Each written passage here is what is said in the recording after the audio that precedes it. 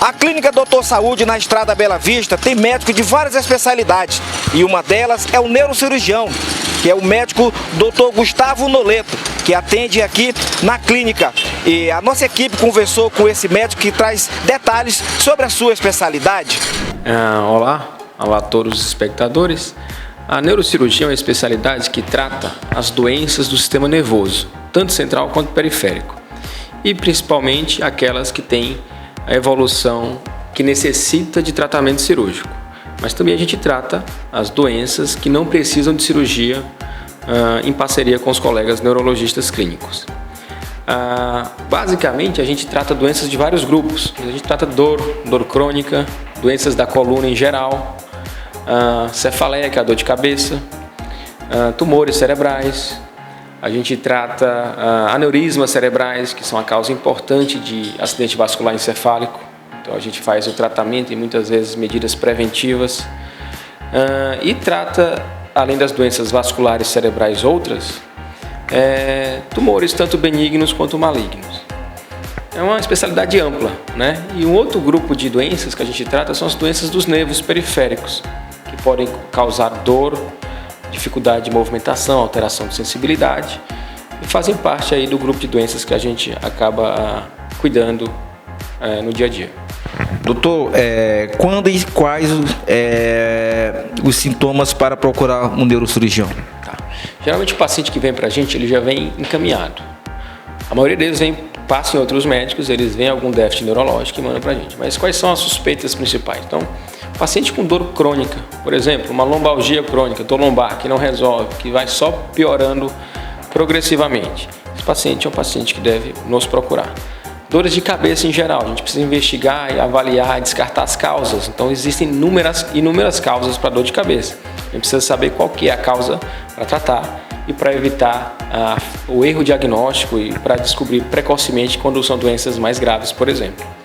Outras causas, alterações que a gente fala motoras. Então o paciente com fraqueza, começa a ter uma fraqueza, o braço fica com dificuldade de movimentação, a perna, alteração de sensibilidade, por exemplo, dormência. Então, são pacientes que têm esses tipos de sintomas e sinais que acabam vindo para a gente descobrir, fazer uma investigação, análise e propor um tratamento. Doutor, quais são as causas mais comuns, da dor crônica?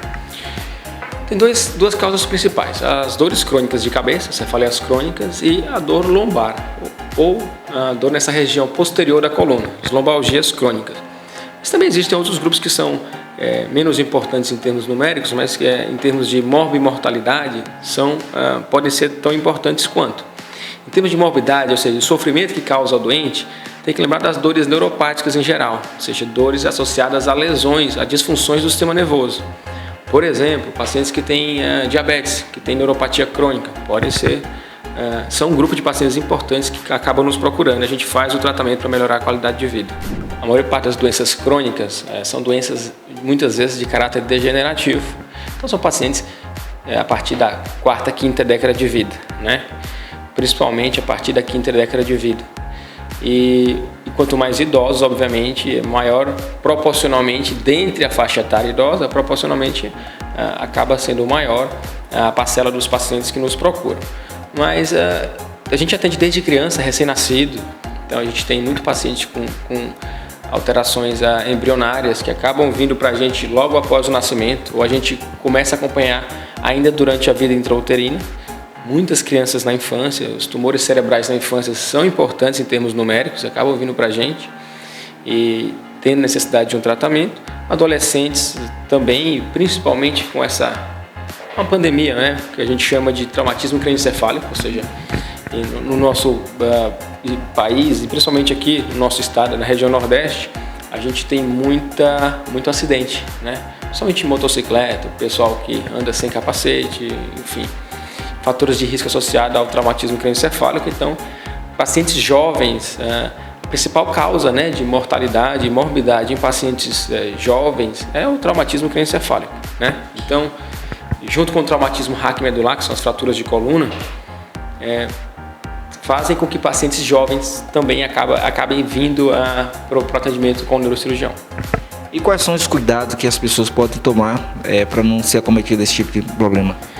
Bom, uma parte das nossas doenças, ou seja, as doenças que a gente trata, não tem necessariamente medidas preventivas. Então, para esse grupo geral de doenças, a gente sempre recomenda que o indivíduo procure ter um estilo de vida saudável, sem excessos, né? Também não é uma vida sem poder experimentar alimentos mais saborosos ou sem poder, enfim, ter uma vida social agradável, mas sem excessos. Então, o indivíduo precisa evitar, no caso da dor crônica, por exemplo, ser sedentário, ele tem que ter uma atividade física regular, procurar controlar o peso, né? Evitar sobrepeso, principalmente paciente que desenvolve obesidade, eles têm um risco maior de sobrecarga da coluna e dor crônica.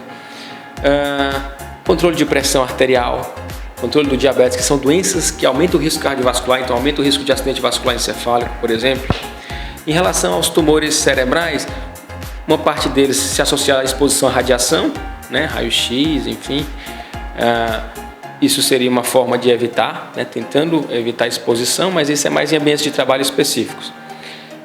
A idade é um fator de risco imutável, então não tem jeito, é procurar envelhecer de forma mais saudável possível. Então isso acaba evitando ou se precavendo em relação a boa parte das doenças degenerativas e associadas ao envelhecimento. Mas principalmente, aí eu venho falar dos pacientes jovens, principalmente, que são os mais expostos a acidentes, é ter cuidado e se precaver. E ter uma conduta mais responsável, por exemplo, se for andar de moto, evitar ingesta de bebida alcoólica, evitar andar sem capacete, que esse grupo numericamente é o mais importante. A gente atende muito paciente jovem, vítima de acidente com motocicleta ou automobilístico, muitas vezes com sequelas irreversíveis quando não perdem a vida. E esse grupo, por ser um grupo numeroso de pacientes que têm uma vida produtiva e social pela frente, que seria uma vida, né, longa, acabam abreviando a vida ou vivendo com sequelas incapacitantes, onerando emocionalmente e socialmente não só a ele, mas a família e toda a sociedade. Então, a prevenção em relação aos acidentes automobilísticos e com motocicletas eu acho que é o mais importante. E os pacientes que a gente pode falar em relação ao risco de aneurisma cerebral, os pacientes que têm história familiar, que têm familiares de primeiro grau na família com aneurisma cerebral, tem que procurar um neurocirurgião para a gente fazer exames para tentar identificar precocemente essa doença. Que identificada precocemente você consegue tratar com risco muito menor do que depois que o indivíduo sofre uma espécie de AVC, que é a hemorragia subaracnoide, que é um AVC hemorrágico, que aí nessa situação a condição se agrava bastante, aumenta muito o risco de sequelas. Esse tipo de problema também ele pode ser considerado hereditário dentro da família? Sim, eu diria que boa parte das doenças que a gente trata, elas têm um componente genético e um componente ambiental. O componente ambiental é aquele associado às nossas exposições no dia a dia, né?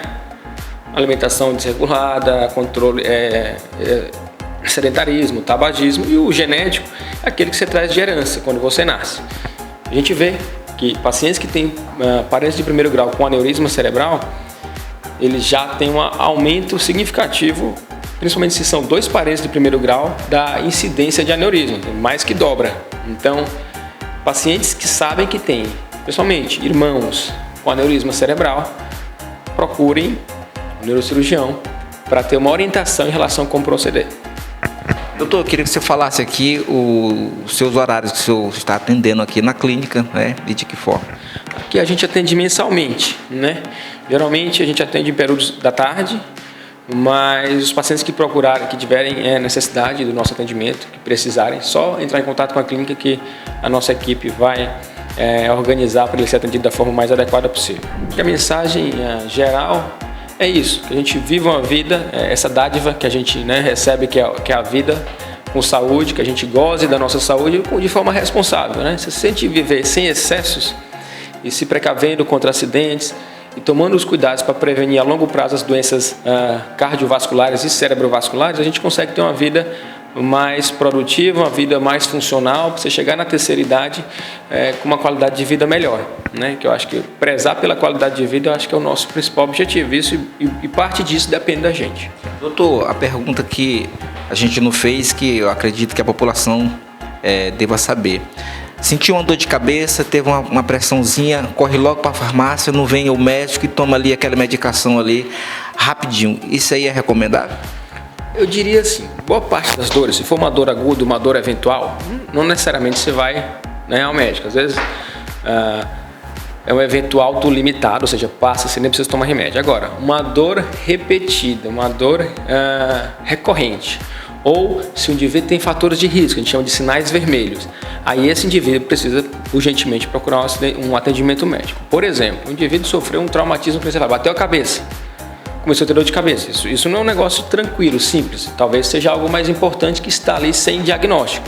Então, indivíduos que tiveram acidentes, indivíduo que tem um antecedente de um câncer, por exemplo, desenvolve dor de cabeça, esse indivíduo é um indivíduo especial, ele precisa ser visto com mais cuidado.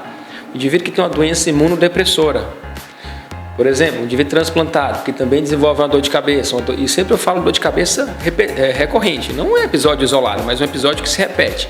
Esses indivíduos precisam procurar um atendimento médico. Uma dor de cabeça associada, por exemplo, a uma fraqueza. O indivíduo está com dor de cabeça e começou a ter fraqueza de um lado do corpo.